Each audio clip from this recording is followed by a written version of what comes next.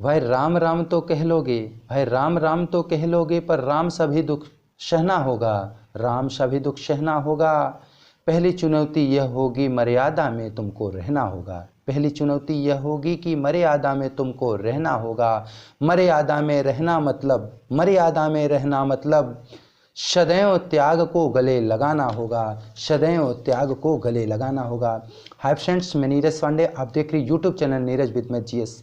आज बहुत ही गौरव की बात है कि अपने ही देश में, अपने ही उस स्थान पे जहाँ भगवान श्री मर्यादा पुरुषोत्तम राम जी जन्म लिए थे, वहाँ उनका भव्य, दिव्य और वैभवशाली मंदिर, उनका घर बन के तैयार हो गया है। उसमें श्री राम लला जी की मूर्ति का जो प्राण प्रतिष्ठा का कार्यक्रम है वह 22 फरवरी को निर्धारित किया गया है और श्री राम लला की मूर्ति का वहाँ पे गर्भगृह में प्रतिष्ठापन कर दिया जाएगा। मित्रों, तो आज हम उन्हीं श्री राम लला के जीवन चरित्र पर अपने कह सकते हैं कि जो ज्ञान है उस ज्ञान के अनुसार कुछ उनके लिए दो शब्द बोलना चाहते हैं और ये कहना चाहते हैं कि श्री रामचंद्र जी जो हैं वह राम से श्री राम कैसे बने, राम से मर्यादा पुरुषोत्तम कैसे बने, राम से वो जगाधिपति कैसे बने, ये बातें कैसे उनको राम से एक राजकुमार राम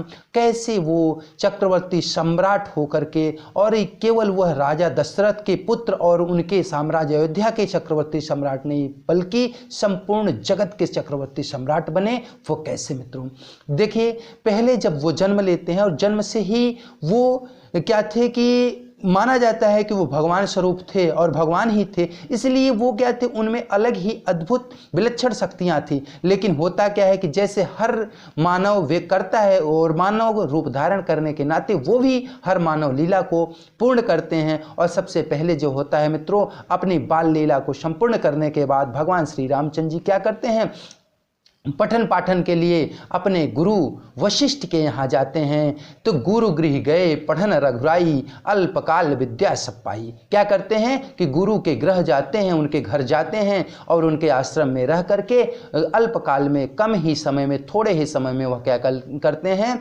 संपूर्ण विद्याओं का अध्ययन कर लेते हैं, संपूर्ण विद्या को सीख लेते हैं। और मित्रों उसके बाद वो क्या करते हैं, वापस अपने साम्राज्य में आ जाते हैं, पिताजी के साम्राज्य में आ जाते हैं। लेकिन उसी बीच एक ऐसा कह सकते हैं कि घटना घटती है कि उस समय राक्षसों की जो थी बहुतायत में संख्या बढ़ गई थी और संपूर्ण ऋषि महर्षि उनसे बहुत परेशान हुआ करते थे। उसी बीच महर्षि विश्वामित्र आते हैं और महाराज दशरथ से उन दोनों पुत्रों के लिए मांग रख देते हैं कि मुझे राम और लक्ष्मण दे दीजिए। तो महाराज दशरथ बहुत बिलखते हैं क्योंकि चौथेपन वो पाए थे पुत्रों को और कितनी आराधना, कितनी पूजा करने के बाद पाए थे। उनका मोह नहीं था, उनका मन नहीं था कि मैं पुत्रों से दूर जाऊं। लेकिन अब ऋषि से कैसे मना कर सकते हैं, तो वहाँ वो अपना एक प्रस्ताव रखते हैं कि तन देई हो धन देई हूँ न एक राम को। भगवान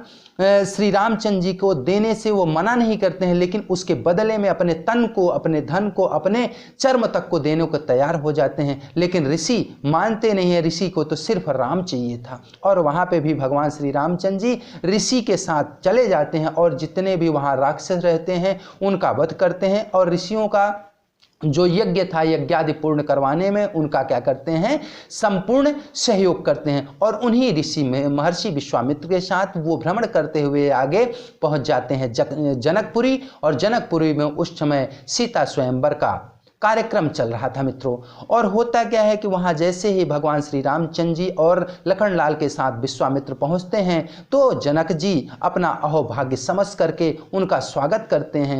और स्वागत करने के बाद ये होता है कि अब धनुष तोड़ा जाएगा। मित्रों वहाँ पर होता क्या है कि मकशाला में जो यज्ञशाला थी, यज्ञशाला में बहुत बड़े बड़े भूपति आए थे, लेकिन उन बीच भगवान श्री रामचंद्र जी और लक्ष्मण जी विश्वामित्र के साथ बैठे हुए थे। सारे लोग अपने जोर को आजमाइश कर रहे थे, धनुष को तोड़ रहे थे, लेकिन किसी से टूटा नहीं। आपने अगर रामायण देखी होगी तो रामायण में देखा होगा कि सारे राजा आते हैं तो अपने बाहुबल को दिखाते हैं, लेकिन भगवान श्री रामचंद्र जी बाहुबल को नहीं दिखाए। यहाँ तक कि जब भगवान जनक जी खड़े होकर के कह देते हैं कि मैं अब मान लिया कि यह महीपति, यह धरती क्या है, वीरों से खाली है, तो वहाँ पर राम जी अपने कह सकते हैं संयम को बनाए रखते हैं, लेकिन लखन लाल जी से सहा नहीं जाता। वह खड़े होकर के कहने लगते हैं सच्चे योद्धा, सच्चे क्षत्रिय अपमान नहीं सह सकते हैं।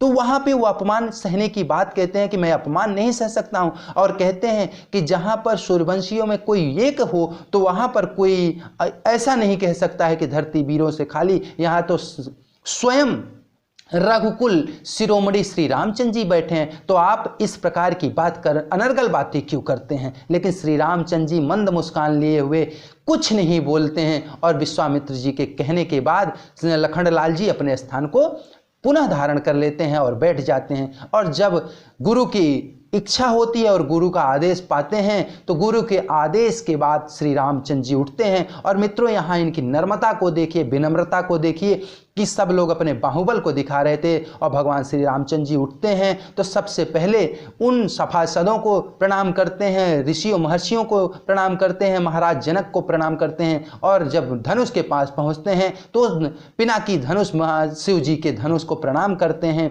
और वंदना अर्चना करने के बाद फिर उसको क्या करते हैं, उसका खंडन करते हैं। तो मित्रों, यहाँ ये बताता है कि कितने बड़े आप वीर सूर हो जाइए, लेकिन आपको अपने मर्यादा में रहना होगा। जो कहा गया है कि भाई राम राम तो कह लोगे पर राम सा दुख सहना होगा, और राम का दुख सहना होगा मित्रों। और क्या है, राम कहने का मतलब है आपको हमेशा क्या होगा, मर्यादा में रहना होगा। तो वहाँ पे आपको मर्यादा में रहना होगा मित्रों। और उसके बाद क्या होता है, धनुष का खंडन होता है, और फिर बुलावा जाता है महाराज जनक के पास, और महाराज जनक बारातियों के साथ आते हैं जनकपुरी में। और जब जनकपुरी में आ जाते हैं तो कुतूहल बस लक्ष्मण जी राम जी से कहते हैं पैर दबाते हुए कि भैया पिताजी आ गए हैं, चलते हैं मिल आते हैं। तो वहां पर देखिए पुनः शालीनता, पुनः मर्यादा जो होती है मित्रों, मर्यादा ये कहती है कि हम जिनके सानिध्य में रह रहे हैं उनके बगैर कुछ कर नहीं सकते, उनके आदेश के अनुसार ही मुझे चलना है। और होता क्या है मित्रों, जैसे ही ये बात होती है उसी समय महर्षि विश्वामित्र आते हैं और वो खुद कहते हैं कि अब चलना होगा। चूंकि रामचंद्र जी कहे थे जब तक गुरु जी नहीं कहेंगे तब तक हम जा नहीं सकते।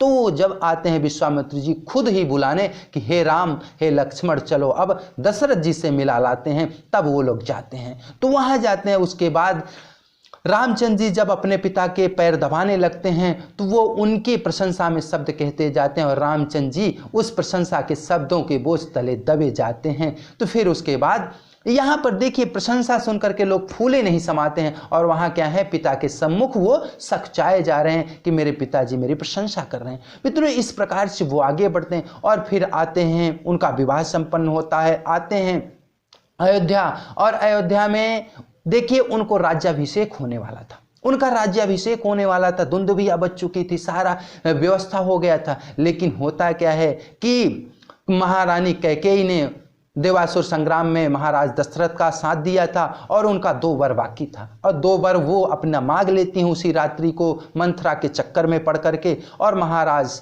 देने पर विवश हो जाते हैं। और मित्रों, होता क्या है कि राज्याभिषेक की जगह क्या होता है, वनवास हो जाता है। लेकिन यहाँ भी देखिए भगवान श्री रामचंद्र जी अपने संयम को कैसे बनाते हैं। यही बात उनको राम से श्री राम बनाती है कि वो जब पिता के बातों को खंडित नहीं कर सकते, क्योंकि वो वचन दिए थे कि वो कहे थे कि आप 2 वचन ले सकते हैं। तो वो क्या मांग लेती हैं कि राम को वनवास 14 वर्षों के लिए, और क्या चाहिए, इनको भरत को राजगद्दी चाहिए। तो वो होता है मित्रों कि जब जाते हैं वहाँ ये कहा गया था कि उनके साथी और उनके कई लोग ऐसे कह रहे थे कि महाराज दशरथ ने दिया है वचन, आप तो वचन नहीं दिए हैं। लेकिन वो क्या कहते हैं कि पिता का बात ही मानना मेरे लिए गौरव की बात होगी, मैं पिता के बातों का खंडन नहीं कर सकता हूँ। और अपनी माँ कैकेयी के लिए भी वो क्षोभ मन में नहीं रखते हैं, मातु कैकेयी को भी वही आदर देते हैं। और फिर माता कैकेयी का और पिताजी का कौशल्या का आशीर्वाद लेकर के वो जंगल को चल देते हैं, नंगे पांव वही पीत वस्त्र धारण किए हुए वो वन को चले जाते हैं। और वन में भी मित्रों जब वहाँ पे चित्रकूट में कैकेयी जी मिलने जाती हैं, वहाँ पे कैकेयी जी विलाप करती हैं और कैकेयी जी ये कहती हैं कि मैंने सुना था, आपने साकेत महाकाव्य पढ़ा होगा मैथिली शरण गुप्त का, उन्होंने कहा है कि मैंने अभी तक सुना था कि माता को माता नहीं होती, पुत्र कुपुत्र भले ही, लेकिन आज से सिद्ध हो गया कि पुत्र कुपुत्र नहीं होता, माता को माता भले ही।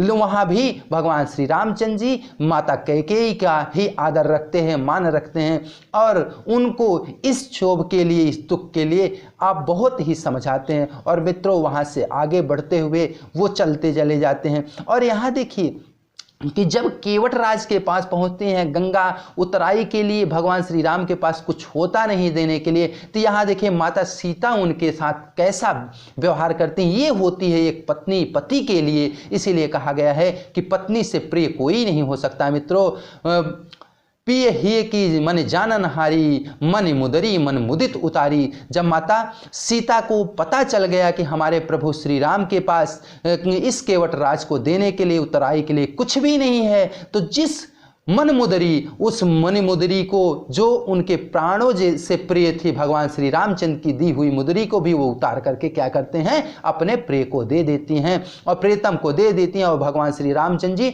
उसको उतराई के लिए केवट राज को दे देते हैं। तो ये होता है पति पत्नी का संबंध। मित्रों संबंध तभी बेहतर होगा जब पति पत्नी को और पत्नी पति को समझे। और फिर आगे भगवान श्री रामचंद्र जी चल देते हैं। और मित्र जब आगे चलते हैं तो होता क्या है कि आगे बढ़ते जाते हैं, वहाँ एक वृत्तांत आता है कि वो सबरी से मिलते हैं और सबरी के जूठे वैर खाते हैं। सबरी सालों से उनकी प्रतीक्षा में लगी थी, रोज क्या करती थी, रास्ते को साफ करती, उस पर पुष्प का क्या करती, वर्षा करवाती, पुष्प बिछाती कि हमारे श्री राम एक दिन जरूर आएंगे, और श्री राम उनके द्वार पहुँचते हैं। उसके बाद अगर देखी जाए शालीनता मित्रों कि जब हनुमान जी वो सबरी जी बोली कि आपको सुग्रीव का साथ लेना होगा और आगे आप पहुंचेंगे, तो जैसे ही वो जाते हैं हनुमान जी वेश बदल के आ जाते हैं। भगवान श्री रामचंद्र जी तो परमात्मा थे, वो सब कुछ जानते थे, लेकिन जैसे ही हनुमान जी अपने रूप को बदल के आते हैं, पांडित्य रूप में धारण करके आते हैं, श्री रामचंद्र जी वहाँ उनका जो रूप था उसको विखंडित नहीं करते हैं और ये नहीं बताते मैं आपको पहचान रहा हूँ। उनके भाव में, उनके भक्तवत भाव में डूबे रहते हैं, एक कुशल मंत्री की भूमिका उनको निभाने देते हैं। और संपूर्ण वार्ता के बाद जब स्पष्ट हो जाता है मित्रों, तब हनुमान जी के साथ आगे बढ़ते हैं और सुग्रीव जी से मिलते हैं। एक कहानी बीच में आती है वृत्तांत कि जटायु जी को जब सीता जी को रावण पकड़ के ले जा रहा था तो जटायु जी ने क्या किया, माँ सीता को बचाने के लिए अपने पंख तक को कटवा दिए थे। और पंख कटवा दिए तो उनको उनके साथी लोग बोल रहे थे कि आपने पंख कटवा दिया, अभी तो ये था कि राम आएंगे, अगर नहीं आते तो आप अयोध्या चले जाते, अब कैसे आएंगे, अब देखते हैं राम कहाँ आएंगे। तो जटायु जी का जो वहाँ का मार्मिक वर्णन है, जटायु जी ने जो अपने मन की भावना को, जो श्रद्धा को वहाँ उजागर करते हैं वो सुनिए मित्रों। कहते हैं कि अभी तक तो मेरे पास पंख थे, तो मेरे भगवान के पास ये था कहने को कि तुम्हारे पास पंख थे, तुम मेरे पास आए क्यों नहीं, लेकिन अब तो मेरे पास कुछ नहीं रहा, न पंख रहा न मेरे पास पांव रहे, अब तो मैं जा भी नहीं सकता, अब तो मेरे भगवान के पास ही एक रास्ता है कि मेरे भगवान ही आ सकते हैं मेरे पास, और मुझे पूर्ण विश्वास है मेरे भगवान मेरे पास जरूर आएंगे। और वह भी मन की पूर्ति करते हैं भगवान श्री रामचंद्र जी, उनके पास जाते हैं और उनसे मिलते हैं और रावण के बारे में सारी कथा को सुनते हैं। और फिर मित्रों वहाँ पर जटायु जी का मृत्यु होती है और फिर उनको दाह संस्कार करते हैं। और ये भी जटायु जी से वह निवेदन करते हैं कि आप वहाँ जा कर के मेरे पिताजी से ये बात मत बताइएगा कि आपकी पुत्र और पुत्रवधू जंगल आए थे और वहाँ क्या है कि आपकी पुत्रवधू का हरण हुआ है। जब महाराज रावण जाएंगे अपने संपूर्ण परिवार के साथ, उनका वध होने के बाद जब वो जाएंगे, वो खुद ही अपने वध का कारण और सब कुछ बताएंगे, तब महाराज दशरथ को जानने दीजिएगा, उसके पास पहले आप कुछ मत बताइएगा।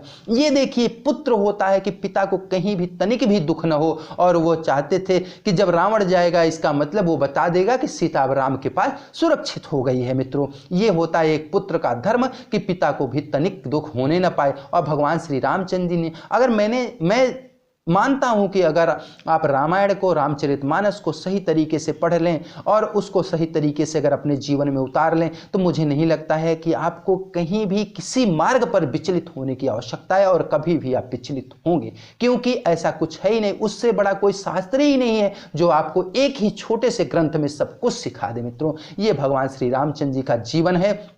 उसके बाद भगवान श्री रामचंद्र जी आगे बढ़ते हैं और सुग्रीव से मित्रता होती है, और सुग्रीव से मित्रता होने पर वो क्या करते हैं, वाली का वध कर देते हैं। और वाली वहीं पे कह देता है, मैं बैरी सुग्रीव प्यारा, कारण कौन नाथ मुहिमारा। तो यहाँ पर क्या कहते हैं कि रामचंद्र जी कहते हैं कि पुत्र वधु भगिनी सुतदारा, ये सब कन्या हैं समचारी। ये चारों क्या होते हैं, कन्या के समान होते हैं। आपने इन्हें क्या किया, जिन्हें कुदिष्ट जो देखें कोई, तिन्हें बधे कछु दोष न हुई। इनको मारने से कोई दोष नहीं होता, और आपने इनको क्या किया, इन पर कुदिष्टि डाली है, इसलिए आपको मारने से कोई दोष नहीं है। और मेरी आपकी कोई व्यक्तिगत ईर्ष्या नहीं थी, व्यक्तिगत दुश्मनी नहीं थी, लेकिन आपने गलत किया, इसलिए आपको मारना एक धर्म है, ये अन्याय नहीं है। मित्रों, उसके बाद भगवान श्री रामचंद्र जी उन सेना वानरों के साथ मिल करके एक सेतु बना करके उस सेना समुद्र पार जाते हैं और महाराज रावण के अखंड साम्राज्य को छिन्न भिन्न कर देते हैं और महाराज रावण का भी वध कर देते हैं। लेकिन मित्रों, एक वृत्तांत आता है कि महाराज रावण की जो प्रिया थी, उनकी धर्मपत्नी मंदोदरी थी, उसको ये लगा कि महाराज रावण जो था वह वैभवशाली था, त्रैलोक्य विजयी था, उसको हराने वाला राम कैसा होगा, मैं उसको देख के चलती हूँ, देखने जाती हूँ। और जैसे ही मंदोदरी वहाँ आती हैं और उनकी परछाई श्री राम पे पड़ती, राम जी उठ करके बगल हो जाते हैं, बोलते हैं, माते आप कौन हो। बस यही देखने के लिए तो मंदोदरी आई थी, और मंदोदरी ने जो कहा वह बहुत ही अलग है बात। मित्रों, वो कहती है मंदोदरी कि मैं सिर्फ यही जानना चाहती थी कि जो त्रैलोक्य विजयी है वह रावण और एक वन वन भटकने वाले राम से कैसे हारा। इसका जवाब ये है मित्रों कि मंदोदरी ही कहती है कि मैं समझ गई कि वो त्रैलोक्य विजयी रावण के मन में दूसरी पत्नी के लिए, दूसरी स्त्री के लिए जो व्यवहार होना चाहिए, जो सम्मान होना चाहिए, वो उसके अंदर नहीं था। और एक ये आप हैं, राम हैं, जो वन वन भटक रहे हैं, लेकिन आपके अंदर पर स्त्री की छाया पड़ने पर भी आप मेरे से दूर चले गए। तो आप वास्तव में राम हैं, आप वास्तव में वंदनीय हैं, आप वास्तव में पूजनीय हैं। इस प्रकार से मंदोदरी जी उनको कहती हैं और वो फिर चली जाती हैं। और फिर राज्याभिषेक करके विभीषण का महाराज राम आगे बढ़ते हैं, और जैसे ही वो अयोध्या पहुंचते हैं, अयोध्या पहुंचने पर मित्रों उनकी माँ और कई लोग उनसे पूछते हैं कि आप ऐसे त्रैलोक्य विजयी रावण को कैसे मारा, आपने कैसे उनको मारा, कैसे संहार किया। तो श्री रामचंद्र जी बहुत ही मर्यादित शब्दों में, अनुशासित शब्दों में जवाब देते हैं मित्रों कि मैंने रावण को नहीं मारा, रावण को मैंने मारा। मतलब क्या है मित्रों कि रावण को मैंने नहीं मारा, मैं रावण को नहीं मारा। रावण को कौन मारा, रावण को रावण के मैंने मारा, मैंने मतलब अहंकार ने मारा। अगर उसके अंतर्गत, उसके शरीर में अहंकार नहीं होता तो वह मारा नहीं जाता। और मित्रों ये निश्चित है, जिसके जिसके अंतर्गत, जिसके शरीर में अहंकार की प्रविष्टि होगी, और सभी जानते हैं अहंकार क्या होता है, भगवान का ग्रास होता है, और निश्चित रूप से भगवान उसको ग्रहण कर लेंगे। इसलिए अहंकार मत कीजिए। अहंकार क्या होता है, अहंकार हमेशा हमेशा भगवान का ग्रास होता है और अहंकार चला जाएगा। और मित्रों उसके बाद श्री रामचंद्र जी अपने अयोध्या आते हैं, लेकिन फिर देखिए वहाँ पर भी राजगद्दी को संभालते हुए अपने प्रजा के बीच की हालचाल को जानने के लिए वेश बदल के जाते हैं। वहाँ पर कुछ मिथ्या बातें होती हैं मित्रों माँ सीता को लेकर के, और माँ सीता भी अपने दासियों के माध्यम से पता लगवाती हैं। और देखिए यहाँ पर क्या है कि भगवान श्री रामचंद्र जी के चरित्र में कभी दाग न लगे, इसलिए माँ सीता क्या करती हैं कि जो रामचंद्र जी के लिए, उनके चरित्र के लिए बेहतर हो वही करती हैं, और क्या करती हैं, जंगल में रहना पसंद करती हैं और राज्य को छोड़ देती हैं। वहाँ भी भगवान रामचंद्र जी को कितना कष्ट हुआ जब माँ सीता चली गई जंगल, तो भगवान श्री रामचंद्र जी कभी अपने सिंहासन पे नहीं आराम किए, वो सदैव राजगद्दी जिस समय राजसभा के अलावा नीचे ही विश्राम किया करते थे कि मेरी धर्मप्राणा प्रिया सीता जो जंगलों में भटक रही है, जमीन पर बैठी सोती होगी, मैं भी क्या करूंगा, मैं भी अब जमीन पर ही सोऊंगा। मित्रों, उसके बाद भी जब लव और कुश को भगवान श्री रामचंद्र जी देखते हैं, वो समझ जाते हैं ये मेरा पुत्र है, लेकिन फिर भी लोक और अपने समाज, अपनी प्रजा की खुशी के लिए वो क्या करते हैं, माँ सीता से भी परीक्षा लेते हैं, और माँ सीता से परीक्षा लेते हैं, उसके बाद लव और कुश को स्वीकारते हैं। और मित्रों देखिए, इसके बाद भी श्री रामचंद्र जी के जीवन में, और जो मैंने कहा ना कि मर्यादा में रहना मतलब आपको क्या है, त्याग को गले लगाना होगा। और मित्रों होता क्या है कि इतना ही त्याग इनके जीवन में नहीं रहा। आगे जब यमराज से भगवान श्री रामचंद्र जी की वार्ता हो रही थी, तो उनकी एक बात थी कि जब तक मैं बात करूंगा तब तक मेरे बीच कोई आना नहीं चाहिए। तो देवढ़ी पे लक्ष्मण जी खड़े हुए थे, और लक्ष्मण जी जब खड़े हुए थे तो हुआ क्या कि लक्ष्मण जी को बात था कोई अंदर नहीं आए, नहीं तो मृत्यु दंड मिल जाएगा। और होता यही है कि एक ऋषि आ जाते हैं, और ऋषि ने जिद कर दी कि मैं अंदर जाऊंगा, तो ये था, और नहीं जाने दोगे तो मैं पूर्ण अयोध्या को भस्म कर दूंगा। तो लक्ष्मण जी ने कहा कि मेरा जीवन भले चला जाए, अयोध्या नष्ट नहीं होने देंगे। और वही हुआ कि आगे जब चले जाते हैं तो ये पहले से ही निश्चित था, यह पहले से ही एक बन चुका था कि भाई जो अंदर आने देगा उसकी मृत्यु होगी। और फिर क्या होता है कि बद से भला त्याग, और लखन लाल जी को त्याग दिया जाता है। वह क्या करते हैं, जाकर के सरयू नदी में अपने प्राण का अंत कर लेते हैं। मित्रों, तो इस प्रकार से श्री रामचंद्र जी ने मर्यादा में रह करके अपने संपूर्ण जीवन में त्याग को ही किया, त्याग ही करते रह गए। तो मित्रों, मर्यादा में राम राम करने का मतलब है कि मर्यादा में रहना होगा, और मर्यादा में रहने का मतलब आपको हर समय हर जगह त्याग करना होगा, क्योंकि मर्यादा में रहने के लिए त्याग जरूरी है। आप वहाँ निहित स्वार्थ के लिए नहीं रह सकते हैं। मित्रों, इस प्रकार से हमारे आराध्य देव श्री रामचंद्र जी राम से श्री राम बने, राम से पुरुषोत्तम राम बने, राजकुमार से राजा राम बने। इस प्रकार से हमारे राम हैं। और बहुत ही जल्द 22 जनवरी आने वाली है मित्रों, श्री राम लला की मूर्ति का प्रतिष्ठापन अयोध्या में हो रहा है। कुछ ऐसी भी पार्टियां हैं जो उसको बाइकाट कर रही हैं, कुछ ऐसी भी पार्टियां हैं जिनको निमंत्रण मिला है वहां जाने के लिए, वो मना कर रहे हैं। तो ऐसे क्या करेंगे, दुर्भाग्यशाली लोग जो होते हैं वह प्रभु राम के चरण में, प्रभु राम के शरण में नहीं पहुंच पाते हैं। मित्रों, उनका जो जीवन है, जो उनकी भाग्य रेखा है, उनके भाग्य रेखा में ऐसे शुभ पर्व, ऐसे शुभ पल का जो आगमन होना चाहिए वह है ही नहीं। तो उनका दोष नहीं है, उनके किस्मत का दोष है। कहते हैं ना कि जब किस्मत फूटती है मित्रों तो वह कहीं भी नहीं रहने देती। घर के मारी बन गई, बने में लागी आग, बने बेचारा क्या करे जब कर्म लागी आग। तो वही हाल है, पार्टियां गिरती जा रही हैं, छोटी छोटी बनती जा रही हैं। उसके बाद भी भगवान श्री राम जी के चरण में, भगवान श्री राम के शरण में जाने का निमंत्रण मिला, न्योता मिला, वहाँ भी वो नहीं जा सकते हैं। तो क्या करेंगे, जब उनके किस्मत में ही आग लगी है तो कोई कुछ भी नहीं कर सकता है। इसको धार्मिक मुद्दा नहीं बनाना चाहिए। ये हमारे आराध्य देव हैं, सिर्फ हम नहीं मानते हैं, संपूर्ण जगत, संपूर्ण विश्व उनको अपना आराध्य देव मानता है। और आराध्य देव के किसी भी कार्यक्रम में जाने में हमारा स्वाभिमान कभी घटता नहीं है, बल्कि मेरा वैभव बढ़ता है, कीर्ति बढ़ती, हमारी मति और हमारी गति में वृद्धि होती है मित्रों। और जो इसको अपना कुछ अलग मान रहे हैं मानने दीजिए, लेकिन आप सभी से गुजारिश है कि आप सभी लोग भगवान श्री राम जी के इस प्राण प्रतिष्ठा में जोर शोर से हर्षोल्लास के साथ कार्यक्रम करें, कार्यक्रम को मनाएं, क्योंकि हमारे आराध्य देव का पावन पुनीत पर्व माना जाएगा 22 जनवरी को। क्योंकि हमारे आराध्य देव कई वर्ष से, 100 वर्षों से ये चल रहा था मुद्दा कि वहाँ क्या बनेगा, और अंततः ये निर्णय आया, भव्य और दिव्य मंदिर बन के तैयार हुआ। तो इस पल को हम गवारा नहीं होने देंगे, इस पल को हम बेजया नहीं होने देंगे मित्रों। और हम सभी लोग जितने भी हिंदू धर्मावलंबी हैं उन सभी लोगों से ही गुजारिश है, वो भगवान श्री रामचंद्र जी के इस नए और उज्जवलमयी कीर्तमयी जो कार्यक्रम है उसमें सभी लोग साक्षी बने, और क्या करें, इसमें सभी लोग हर्षोल्लास के साथ भगवान श्री राम का पूजन करें, वंदन करें। जो जहाँ है वहीं से करें, जरूरी नहीं हर लोग अयोध्या ही पहुँचे, लेकिन जो जहाँ है वहीं से करें, और भगवान श्री रामचंद्र जी की कृपा सब पे होगी। फिर मिलते हैं मित्रों नए वीडियो के साथ, तब तक सभी मित्रों को जय हिंद, जय भारत, जय श्री राम।